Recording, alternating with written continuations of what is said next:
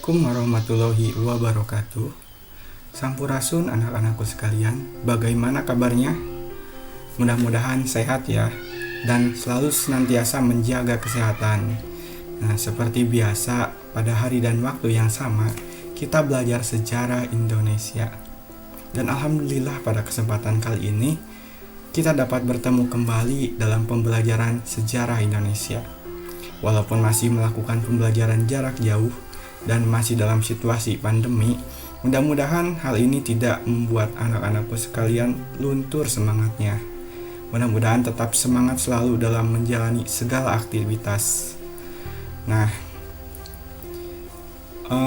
sebelum memulai pembelajaran, ada baiknya melakukan berdoa terlebih dahulu. Silahkan kepada anak-anakku untuk berdoa terlebih dahulu dalam pembelajaran agar dapat berjalan lancar dan menjadi berkah pembelajaran ini. Akan berdoa dimulai. Selesai.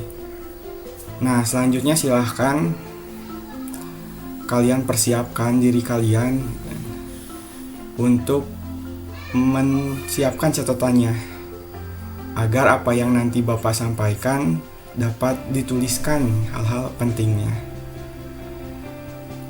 Nah, untuk anak-anakku sekalian jangan lupa ya, seperti biasa mengisi absen di form. Nah, ini dia linknya, silahkan isi nanti setelah menonton video ini. Karena di akhir nanti ada evaluasi, ada proses dari Bapak untuk adik-adik sekalian.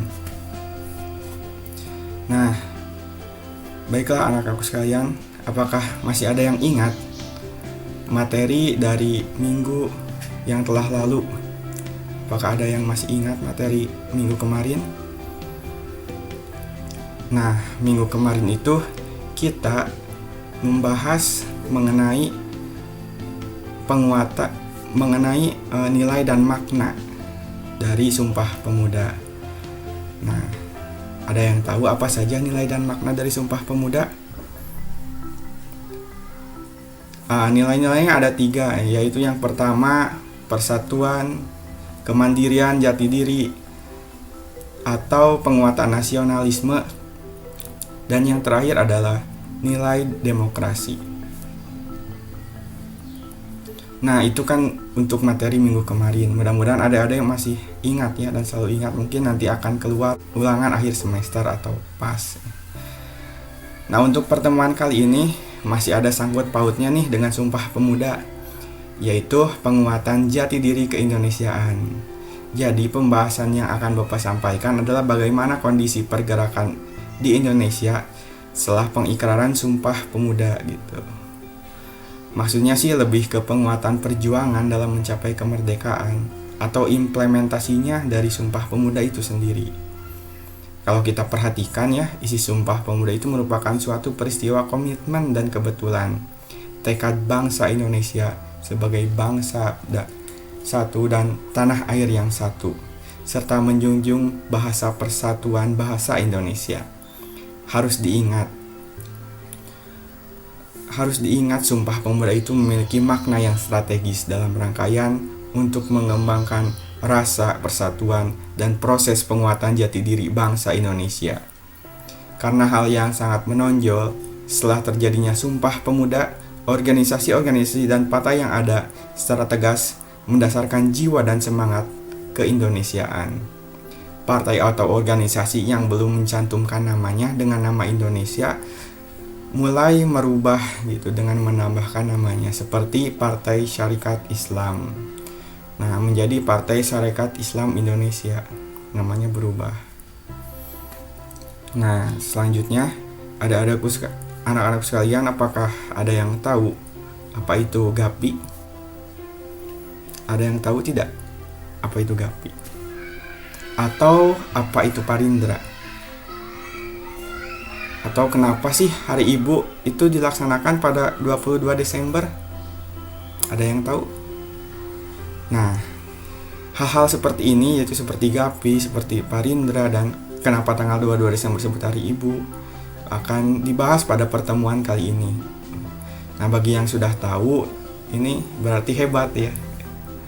Sebelum Bapak jelaskan sudah mencari mungkin ya, mencari apa yang akan dibahas pada pertemuan kali ini mengenai sejarah Indonesia. Nah, untuk tujuan pembelajaran pada kali ini, yang pertama menganalisis perjuangan pemuda dan wanita pasca Sumpah Pemuda. Dan yang kedua menganalisis perkembangan politik dan dinamika perjuangan pemuda. Dan yang ketiga adalah menganalisis perjuangan melalui Volksraad. Yang nantinya ada Gapi, Parindra, dan Petisi Sutarjo di dalamnya. Nah, coba anak-anakku sekalian cermati ya gambar ini. Lihat, gambar ini ada orang-orang ya, sedang ngapain? Sedang apa orang-orang dalam foto ini? Nah, silahkan gitu ya, anak-anakku cari sumber mengenai foto ini gitu. Sedang apa sih orang-orang ini? Bakal sedang rapat atau apa? Silahkan cari sumber lain.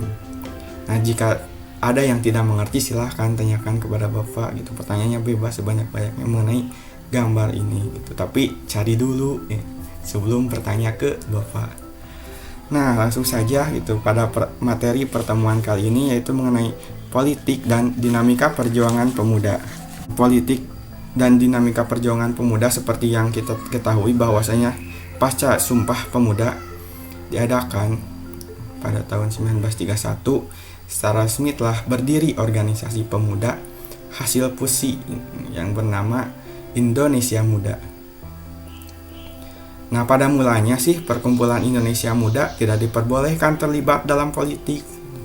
Tekanan pemerintah terhadap larangan berpolitik mendorong anggota Indonesia Muda untuk mendirikan perkumpulan lain. Bahkan tersebar di berbagai organisasi politik atau golongan yang ada. Pada 1931 misalnya, Partai Nasional Indonesia baru di Malang mendirikan Suluh Pemuda Indonesia yang bercorak marhaen. Nah, lihat saya di sini gitu ya. Ada tersebar banyak organisasi pemuda. Karena organisasi sentral dari pemuda sendiri itu dilarang untuk berpolitik. Dan ada juga Partindo gitu di Yogyakarta. Ini mendirikan Perpri. Perpri merupakan singkatan Persatuan Pemuda Rakyat Indonesia. Nah, ada juga perkumpulan-perkumpulan dari keagamaan gitu. Misalnya dari perkumpulan Islam seperti Pemuda Persatuan Islam, Pemuda Muhammadiyah, Pemuda Muslim Indonesia, Ansor NU, Pemuda Perserikatan Ulama. Lihat saja di slide ada ya. Nah, ada juga dari Kristen, yaitu Persatuan Pergerakan Pemuda Kristen. Selain itu juga ada dari Katolik. Nah, Katolik ada Mudo Katolik, ada juga Pemuda Garindo, Obor Pasundan, dan organisasi-organisasi kepemudaan lainnya seperti Kebangunan Sulawesi dan Minangkabau, Persatuan Putri Cirebon, Persatuan Pemuda Teknik, dan lain-lainnya. Selanjutnya, selain itu juga ada kegiatan kepanduan gitu yang berasal dari Jongjapa, Pemuda Sumatera, dan juga organisasi pemuda lain gitu, yang merupakan kepanduan. Nah, kepanduan ini juga gitu ada yang berdasarkan kepada kebangsaan dan keagamaan. Nah, ada Natipi, ada Hizbul Waton, ada Kepanduan Rakyat Indonesia. Nah, kepanduan-kepanduan ini mengambil dari kepanduan dunia yang berisi tentang memberikan pelajaran dalam bentuk segala permainan dan kecakapan pandu untuk meningkatkan kesehatan para pemuda. Dalam kegiatan kepanduan ini, para pemuda dengan payung kegiatan kesehatan bisa dikaitkan dengan disiplin seperti baris berbaris gitu. Dari kegiatan ini dapat menumbuhkan semangat termasuk kemudian semangat patriotisme, nasionalisme, atau cinta tanah air seperti yang dikembangkan oleh semangat dari Hizbul Waton. perlu dipahami itu bahwa perkembangan organisasi di kalangan pemuda juga diikuti oleh berkembangnya organisasi perempuan di Indonesia yang nantinya akan melahirkan Kongres Perempuan. Nah, seperti yang dibahas di minggu sebelumnya gitu, ada organisasi perempuan pertama, yaitu Putri Mardika. Nah, tujuan dari organisasi ini adalah untuk membantu atau membimbing gitu, memberi penerangan kepada para gadis Bumi Putra dalam menuntut pelajaran dan mengemukakan pendapat di muka umum, serta memperbaiki hidup wanita sebagai manusia yang mulia. Setelah itu, muncul dan berkembang organisasi perempuan di daerah-daerah. Juga organisasi perempuan sebagai bagian organisasi yang sudah ada, seperti wanita di Muhammadiyah. Ada juga organisasi wanita di Taman Siswa. Ada juga organisasi wanita juga itu di Budi Utomo, dan organisasi lain gitu yang mengikut kepada induknya. Nah, selanjutnya diadakan Kongres Pemuda II ini kemudian melahirkan Sumpah Pemuda. Seperti nampak ikut menyemangati organisasi-organisasi wanita untuk mengadakan Kongres Perempuan Indonesia 1. Nah, lihat di slide gitu bagaimana Kongres Perempuan Indonesia 1 ini terjadi pada atau dilaksanakan pada 22 sampai 25 Desember tahun 1928 di Pendopo Jayadipuro yang dipimpin oleh Raden Ajeng Sukanto. Kongres itu diprakarsai oleh Nyi Sukoto, Nyi Hajar Dewantara, dan Nona Suyatin gitu. Tujuannya untuk menjalin persatuan di antara perkumpulan wanita dan memajukan wanita. Nah, itu tujuan dari Kongres Perempuan. Nah, lihat gitu acara atau kongres ini dilaksanakan pada 22 sampai 25 Desember tahun 1928. Nah, untuk mengenang peristiwa atau kegiatan atau kongres ini, maka setiap tanggal 22 Desember selalu diperingati sebagai Hari Ibu di Indonesia. Nah, ini gitu ya, latar belakang Hari Ibu itu terjadi Kongres 1 Perempuan Indonesia. Nah, selanjutnya perkembangan selanjutnya gitu, setelah mengadakan kongres maka dibuatlah suatu organisasi sentral gitu. Organisasi sentral ini berubah nama menjadi Perserikatan Perhimpunan Istri Indonesia atau disingkat jadi PPPI. Nah, tujuan organisasi itu semakin kuat dengan didirikannya Istri Sedar dan Istri Indonesia. Nah, Istri Sedar didirikan oleh Suwarni Pringodito pada tahun 1930 di Bandung. Nah, tujuannya ialah meningkatkan kesadaran wanita Indonesia untuk memperkokoh cita-cita Indonesia merdeka. Nah, ada juga Istri Indonesia yang memperkuat organisasi PPPI. Didirikan pada tahun 1932. Nah, didirikan berdasarkan nasionalisme dan demokrasi. Tujuannya adalah untuk mencapai Indonesia Raya yang bersikap kooperatif terhadap pemerintahan Belanda. Nah, itulah Kongres Perempuan itu, yang terinspirasi dari Kongres Pemuda yang melahirkan Sumpah Pemuda. Nah, selanjutnya ada Volksraad sebagai forum aspirasi politik. Nah, pada akhir tahun 1929, pimpinan PNI ditangkap. Untuk melanjutkan perjuangan, maka dibentuklah fraksi baru dalam Volksraad yang bernama Fraksi Nasional pada Januari tahun 1930 di Jakarta. Fraksi itu diketuai oleh Muhammad Husni Tamrin yang beranggotakan 10 orang yang berasal dari Jawa, Sumatera, dan Kalimantan. Tujuan organisasi itu adalah untuk menjamin kemerdekaan Indonesia dalam waktu yang sesingkat-singkatnya. Nah, meskipun aspirasi masyarakat ini sudah mendapat tempat melalui perjuangan yang moderat di Volksraad, namun perjuangan rasanya tidak puas gitu terhadap apa yang berkembang di pemerintahan. Maka kericuhan sempat terjadi dengan adanya petisi Sutarjo.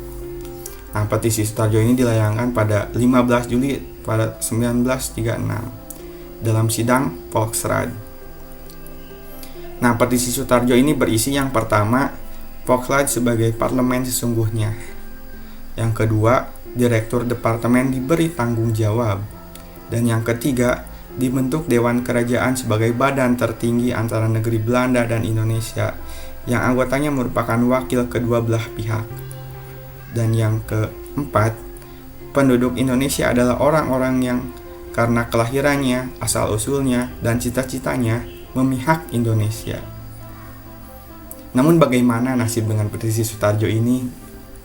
Petisi Sutarjo ini ternyata ditolak tanpa melalui perdebatan oleh pemerintah Belanda pada 16 November tahun 1938. Alasan penolakan petisi ini adalah Indonesia belum siap untuk memikul tanggung jawab pemerintah diri sendiri. Bangsa Indonesia juga dinilai belum mampu untuk berdiri apalagi menjadi negara yang merdeka. Cara penolakan tanpa perdebatan di parlemen ini sungguh mengecewakan pihak dari pergerakan nasional. Meskipun Sutarjo sendiri sudah memprediksi bahwa tuntutan ini bisa saja ditolak. Realitas itu menunjukkan bahwa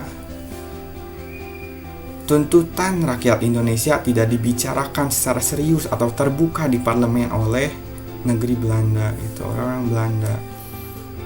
Karena sebenarnya mereka itu masih ingin gitu mengeruk kekayaan Indonesia, mengeruk apa yang dimiliki oleh Indonesia, gitu. Masih ingin menjajah intinya.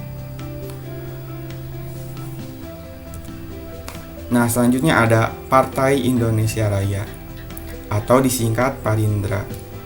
Nah, di Volksraad ini ada gitu ya praksi nomor 1 Partai Indonesia Raya yang didirikan di Solo pada Desember tahun 1935. Partai ini merupakan gabungan dari dua organisasi yang berfusi, yaitu BU dan PBI. Sebagai ketuanya dipilih Dr. Sutomo. Tujuan partai ini adalah mencapai Indonesia Raya dan mulia yang hakikatnya mencapai Indonesia merdeka. Nah, di Jawa, anggota Parindra ini banyak berasal dari petani. Mereka kemudian disebut dengan kaum Kromo. Di daerah lain masuk kaum Betawi, Serikat Sumatera, dan Serikat Celebes. Partai ini adalah yang mengajukan petisi Sutarjo gitu. Yang pertama ditandatangani oleh Sutarjo gitu. Yang lainnya seperti I.J. Kasimo, Dr. Sam Ratulangi, Datuk Tumenggung, Kuok Tiong, dan Alatas yang menandatangani petisi Sutarjo yang tadi telah Bapak sampaikan gitu. Alasan ada gabungan politik Indonesia atau GAPI gitu, pada 21 Mei tahun 1939. Nah, dalam rapat pendirian konsentrasi nasional di Jakarta, kerjasama partai politik nasional di Jakarta yang diberi nama Gabungan Partai Politik Indonesia atau disingkat menjadi GAPI, itu diketuai oleh Muhammad Husni Tamrin. Pimpinan lainnya ada Mr. Amir Syarifuddin dan Abi Kusno Cokro Suroyo. Nah, alasan lain dibentuknya GAPI adalah adanya situasi internasional akibat meningkatnya pengaruh fasisme, juga sikap pemerintah yang kurang memperhatikan kepentingan bangsa Indonesia. Kemenangan dan kemajuan yang diperoleh oleh fasis, yaitu negara Jerman, negara Jepang, dan negara Italia, tidak menggembirakan Indonesia. Nah, ini pada Perang Dunia Kedua ya. Ini sungguh tidak menggembirakan Indonesia. Karena itu, pers Indonesia menyuruhkan untuk menyusun kembali barisan yang dalam suatu wadah persatuan berupa konsentrasi nasional. Nah, dalam konferensi 1 GAPI pada 4 Juli tahun 1939 dibicarakan aksi GAPI dengan semboyan Indonesia berparlemen. Sebenarnya GAPI ini tidak menuntut kemerdekaan secara penuh gitu. Namun GAPI menuntut suatu parlemen, sebuah parlemen berdasarkan sendi demokrasi. Seperti yang kita ketahui yang tadi setelah dibahas mengenai petisi Sutarjo ini ditolak mentah-mentah oleh pemerintah. Padahal di parlemen sendiri ini didukung untuk disahkannya petisi Sutarjo ini. Maka GAPI berkeinginan untuk mengadakan suatu parlemen berdasarkan sendi-sendi demokrasi, bukan keputusannya oleh pemerintah semata. Nah, mungkin itu saja yang bisa dapat Bapak sampaikan gitu. Untuk kesimpulan pada pertemuan kali ini adalah yang pertama, pada tahun 1931 berdiri organisasi Indonesia Muda, namun tidak diperbolehkan berpolitik. Jadi para pemuda ini tersebar di berbagai organisasi induk seperti Pemuda Muhammadiyah dan lain-lain. Nah, pada 22 sampai 25 Desember tahun 1928 diadakan Kongres Perempuan Indonesia yang pertama, yang terinspirasi dari Kongres Pemuda II. Nah, selanjutnya ada perjuangan gerakan di Poksrad, gerakan politik di Poksrad. Terjadi pergulatan politik di sana untuk membela kepentingan bangsa, di antaranya diluncurkannya atau diajukannya petisi Sutarjo pada 15 Juli tahun 1936. Ada Partai Indonesia Raya, itu jadikannya Partai Indonesia Raya atau disingkat dengan Parindra, dan Gabungan Politik Indonesia atau GAPI. Nah, itulah materi yang Bapak sampaikan pada kesempatan kali ini, itu mengenai penguatan jati diri keindonesiaan. Nah, selanjutnya Bapak sebagaimana tadi dijanjikan di awal akan membuat evaluasi atau post-test gitu pada pertemuan kali ini. Nah, post-test itu berisi pertanyaan. Yang pertama, apa sih tujuan diadakannya Kongres Perempuan? Tadi sudah disinggung gitu mengenai tujuan diadakannya kongres. Lalu yang kedua, apa saja sih isi dari petisi Sutarjo? Tadi juga sudah disampaikan gitu, isi dari petisi Sutarjo. Selanjutnya, bagaimana peran GAPI dalam pergerakan nasional? Nah, ini juga tadi sudah disampaikan sedikit gitu. Tinggal anak-anakku sekalian untuk mencari sumber lain. Karena apa yang Bapak sampaikan kali ini sungguh sedikit gitu ya. Mungkin anak-anakku bisa mencari sumber lain seperti buku, jurnal, atau video pembelajaran lain gitu. Nah, video-video dari YouTube untuk mengisi pertanyaan-pertanyaan ini. Nah, mungkin itu yang bisa Bapak sampaikan. Nah, untuk pengiriman dari soal tersebut bisa dikirim ke forms yang tadi ya. Silahkan, linknya ini bisa nanti dibuka, sudah ada gitu ya formnya di sana, tinggal diisi. Nah, itulah yang bisa Bapak sampaikan. Nah, untuk minggu depan mungkinnya kalian sudah masuk UTS ya, atau UAS mungkin ya, penilaian akhir semester pas ya. Nah, mudah-mudahan anak-anakku sukses selalu ya, dan ingat juga untuk selalu menjaga kesehatan. Kalau tidak ada yang penting jangan keluar rumah. Keluar rumah itu kalau ada yang penting, dan kalau keluar rumah ingat pakai masker, cuci tangan ya, dan selalu jaga jarak. Itulah yang bisa Bapak sampaikan pada kesempatan kali ini. Akhirul kalam, assalamualaikum warahmatullahi wabarakatuh.